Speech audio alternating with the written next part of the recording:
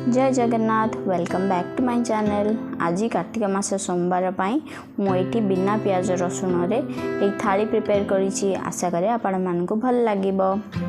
प्रथमे मु आम ओडिशा रो आइकॉनिक डिश डालमा बनाऊँगी। से गोटे कढ़ई रे किछि घी गरम करी गोटे टमाटो को भाजी नौची। टमाटो टिके मसी हो गले आमे परिवा ऐड करबा। मुझे किछि आलू बैगण सारू कखारू आ गुआर नहीं। आपण चाहिए अन्य परिवा भी ऐड करि पाइबे।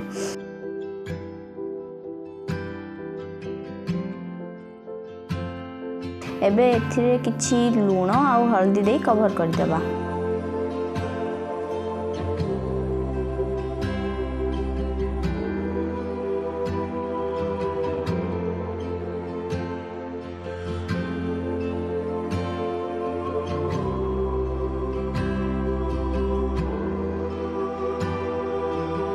10 मिनट मीडियम फ्लेम रे सिझिबा परे मुझे सिझे रखी हरड डाली को ऐड करुच्ची।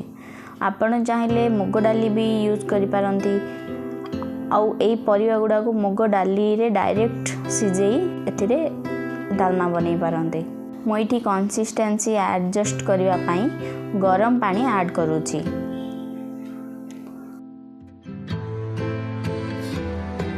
सोरिष जीरा कंचा लंका सुखिला लंका छुंक दे प्रस्तुत हो गला डालमा।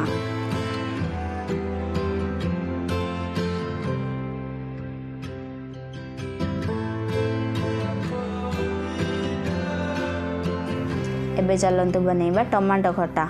टमाटो खटा बनैबा पई मु किछि बड़ी प्रथमे भाजी नैची। बड़ी को बाहर करी सेम पैन रे किछि घी नै टमाटो को लूण और हल्दी सहित सिझे नौची।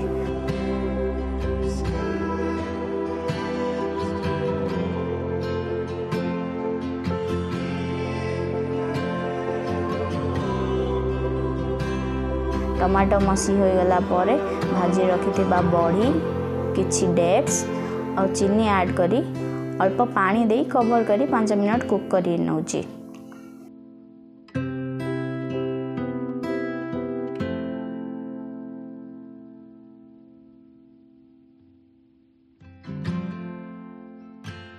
कुक हो गला परे तेजपत्र पंचफुटण लंका भृषंग पत्र छुंक दे रेडी हो गला हमर स्वीट एंड टांगी टमाटो खटा।